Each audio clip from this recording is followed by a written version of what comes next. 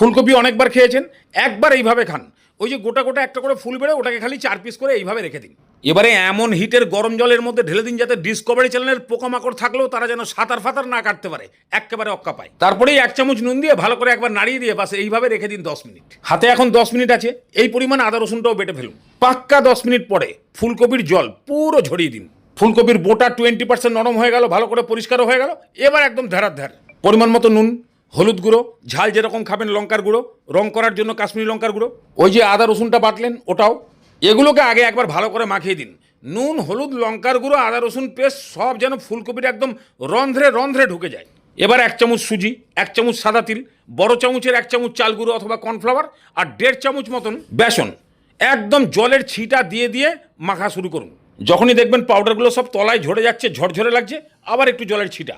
এইভাবে অল্প অল্প করে জলের ছিটা যদি এই পৌষের কনকনানি শীতে ফুলকপির গায়ে দেন, তাহলে একজন একজনকে ধরে জড়িয়ে বসে থাকবে না। তার মানেই মাখা কমপ্লিট। এবার ঠান্ডায় যাতে ফুলকপির নিউমোনিয়া না হয়ে যায় তার জন্য এদেরকে একটু হিট দিতে হবে। তো ফুল হিটে তেল গরম করে দিয়ে এক এক করে ছাড়ুন।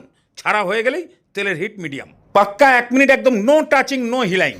তারপরেই উল্টে পাল্টে একদম এইরকম কালার আর ক্রিস্পি হয়ে গেলেই বাস তেল ছেঁকে তুলে নিন। ফুলকপির বড়া, ফুলকপির পকোড়া তো অনেকবার বানিয়ে খেয়েছেন, একবার এইভাবে বানিয়ে খান, যেমন ক্রিস্পি তেমন টেস্টি। এই গরম অবস্থাতেই সামান্য একটু চাট মশলা উপরে খালি ছড়িয়ে দিন। এবারে দুপুরে গরম গরম ডাল ভাতের সঙ্গে কয়েকটা খেয়ে দেখুন, দুপুরটা কেটে যাবে সুখে। আর কয়েকটা বাঁচিয়ে রেখে আবার গরম করে সন্ধ্যেবেলা চা কফির সঙ্গে মুখে একদম দুবেলায় ল্যাটা চুকে